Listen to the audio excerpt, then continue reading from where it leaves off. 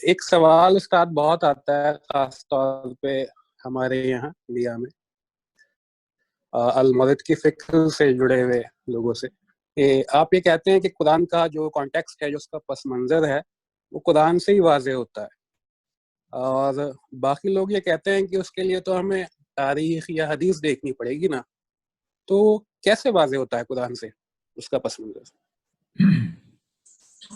یہ قرآن مجید کو جو اس صورت میں پڑھنا شروع کرتا ہے کہ اس کا کانٹیکسٹ اس کے اندر ہی ہے، اسی پر واضح ہوتا ہے۔ مثلا میں اس میں سب سے آسان مثال جو سب کو سمجھ میں آ جاتی ہے وہ سورہ احزاب میں ازواج مطہرات کے لیے جو حکم ہوا ہے کہ وہ گھونگھٹ نکال کر باہر جایا کریں، اس کو دیکھیے کہ شروع کہاں سے ہوتا ہے کہ یہ مومن مردوں اور مومن عورتوں اور ازواج نبی کی اذیت کا، اللہ اور رسول کی اذیت کا باعث بن رہے ہیں، تو ان کی اذیت سے بچنے کے لیے تم اپنی اوڑھنی لے لو تاکہ تم فیورفنا پہچانی جاؤ۔ تو پردہ پہچان کے لیے ہوتا ہے کہ عدم پہچان کے لیے ہوتا ہے؟ تو یہ اذیت کیا ہے، اللہ اور رسول کو اذیت کیا ہے، مومنین کو اذیت کیا ہے، اور پھر یہ حکم جب مکمل ہوتا ہے تو جا کر یہاں ختم ہوتا ہے کہ اگر یہ منافقین باز نہ آئے تو پھر ان کے سخت سزا دی جائے گی۔ تو قتل و تقتیلا اور اس طرح کے سخت الفاظ ہیں۔ اب یہ اس سیاق و سباق میں ان احکام کو جو بھی پڑھے گا وہ مجبور ہو جائے گا کہ نہیں یہ تو خاص ہے۔ اسی طرح میں ایک مثال دیا کرتا ہوں سیاق و سباق کی، ایک اور سادہ آسان سی ہے، وہ یہ کہ قرآن مجید کہتا ہے کہ فویل للمصلین، نمازیوں کے لیے ہلاکت ہے، اور یہ قرآن کے بالکل اینڈ پہ جا کر آئی ہے، اس کے بعد نماز کا کوئی ذکر نہیں ہے۔ اگر ہے بھی تو وہ اس فصل ربی کا ونہر کے الفاظ میں ہے، وہ بھی واحد صیغہ میں نبی صلی اللہ علیہ وسلم کی طرف جا سکتا ہے۔ تو کوئی آدمی یہ اس آیت سے یہ مطلب نکال سکتا ہے کہ دیکھو قرآن مجید کہہ رہا ہے کہ نمازیوں کے لیے ہلاکت ہے، نماز منسوخ ہو گئی، صحابہ کو شروع کرائی تھی بس ختم کر دی گئی، اور اب نمازیوں کے لیے ہلاکت ہے۔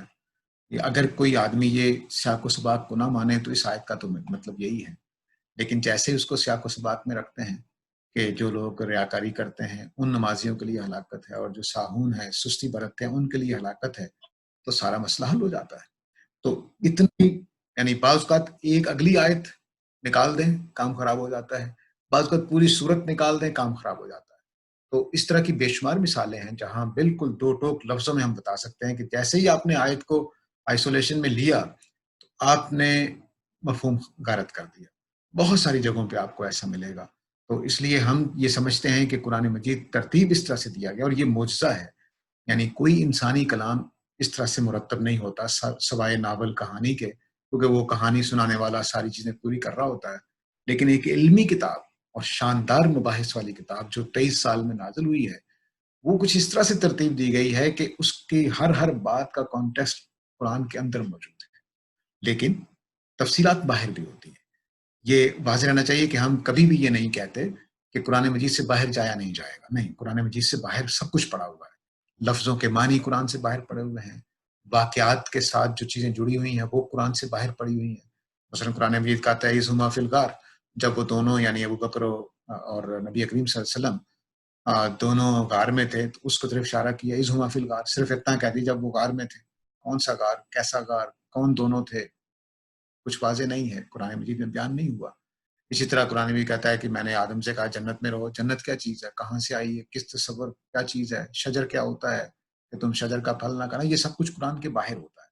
قرآن کے اندر الفاظ ہیں اور الفاظ کانٹیکسٹ بناتے ہیں، تو تب ہمیں پتہ چلتا ہے کہ یہ آیت یہاں اس ماحول میں فٹ کی گئی ہے، اس کسی اور جگہ نہیں لی جا سکتی۔ میں حدیث میں بھی اسی کانٹیکسٹ کے قائل ہیں۔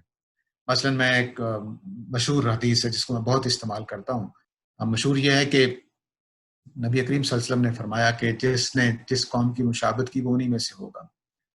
یہ جملہ سیاق و سباق میں رکھ دیں حدیث کے اندر تو اس کے معنی بالکل ڈیفرنٹ ہیں۔ وہ حدیث یہ ہے کہ نبی کریم صلی اللہ علیہ وسلم نے فرمایا کہ اب میں مدینہ میں آ گیا ہوں تو میرا رزق اللہ تعالیٰ نے جہاد میں مال غنیمت میں لکھ دیا ہے، اب جو بھی میرے مخالفت کرے گا وہ مارا جائے گا، اور جو جس کی مشابہت کرے گا ان کا انجام انہی کے ساتھ ہوگا۔ یہ یہود کو دھمکی ہے آپ کی طرف سے کہ اگر تم نے قریش مکہ کا ساتھ دیا تو میری تلوار کے نیچے تم بھی آ جاؤ۔ اور جملہ یہی من تشبہ بقوم فہو منہ، جملہ یہی ہے. اس کو کانٹیکس سے نکالا تو چنانچہ یہ کام پہلی دفعہ سنن ابی داؤد میں کیا گیا کہ اس جملے کو کتاب اللباس میں ڈال دیا. اس جملے کو جس نے جس قوم کی مشابہت کی وہ انہی میں سے ہوگا. چنانچہ آپ دیکھیے کہ تمام شارحین لکھ رہے ہیں کہ اگر آپ نے یہودیوں والا لباس پہنا، اگر آپ نے ہندوؤں والا لباس پہنا تو آپ ان میں سے شمار ہوں گے. اور یہ خیال ہی نہیں کیا، نبی کریم صلی اللہ علیہ وسلم نے ساری زندگی قریش والا لباس پہنا ہے. یہ خیال ہی نہیں کیا کہ نبی صلی اللہ علیہ وسلم نے مدینہ میں آ کر یہود کچھ چیزیں اپنائی ہیں. تو یہ سب کچھ بھول گئے کیونکہ ایک حدیث کو ہم نے اس کے کانٹیکس سے نکال دیا. چنانچہ مجھے یاد ہے میں ایک دن یونیورسٹی گیا صبح تو ایک پروفیسر صاحب بیچارے سانس پھولی ہوئی اور کہتے ہیں یہ آج ہمارے مسجد میں مولوی صاحب نے یہ حدیث سنائی ہے. تو میں تو پینٹ شرٹ پہنتا ہوں تو میری وہ جملہ یہ بولا کہ جو کسی مشابہت کرتا ہے وہ انہی کے ساتھ اٹھے گا تو نمازیں روزے سب ضائع چلی جائیں گی. تو انہوں نے کہا کہ میں تو ساری زندگی تہجدیں پڑھتا رہا ہوں اس لیے کہ جنت ملے، میں اس لیے روزے رکھتا رہا ہوں جنت ملے. تو مولوی صاحب نے یہ کہہ دیا. تو میں نے انہیں تسلی دی کہ اس حدیث کا مطلب یہ نہیں ہے. تو صرف یہ نہیں کہ آپ قرآن مجید میں کانٹیکسٹ ہے، ہر جگہ کانٹیکسٹ ہوتا ہے. حدیثوں میں بلا شبہ راویوں نے بعض چیزیں فراموش کر دی ہوتی ہیں، لیکن قرآن مجید خوبصورتی کے ساتھ چیزوں کو لے آتا ہے. اور ایک ایک لفظ کا تبدیلی، ایک ایک لفظ کو بیچ میں رکھنا اس کی کمال درجے کی، یعنی ظاہر ہے کہ اللہ کا کلام ہے تو وہ تو ایسے جیسے نگینے جڑے ہوئے ہوں. تو انگوٹھی کے اگر آپ کے نگینے کو ایک گر جائے تو آپ فوراً پہچان جاتے ہیں کہ نہیں یہ تو انگوٹھی خراب ہے. ایسا ہی قرآن کا ایک لفظ اکھڑتا ہے اپنی جگہ سے تو وہ نظر آ جاتا ہے کہ نہیں گڑبڑ ہو. اسی کو قرآن نے بیان کیا ہے کہ لا یاتی الباطل من بین یدیہ ولا من خلفہ، اس میں باطل داخل نہیں ہو سکتا، نہ اس کے آگے سے، نہ اس کے پیچھے سے، نہ دائیں سے، نہ بائیں سے. تو یہ قرآن مجید ہے. تو اس کا کانٹیکسٹ اس کے بیچ میں اللہ جوڑ دیتے ہیں اور نہایت کمال سے جوڑا ہے، انسانوں کے بس کی بات نہیں.